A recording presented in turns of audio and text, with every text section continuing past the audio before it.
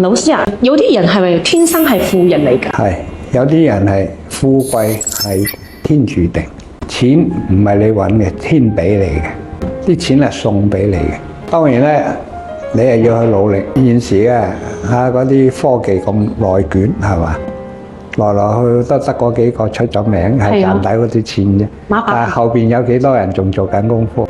咁好可能佢哋嘅成品冇咁靚，即係被市場所謂競爭所淘汰咗。即係都係講翻轉頭嗰個字，其實係一個時空嘅問題。咁你嘅係好嘅，你自然就係有財富咯。你係唔好嘅，咁你嘅財富當然係冇咁強。但係我又補充一點，有啲人咧係成名嘅，名氣大過財氣嘅。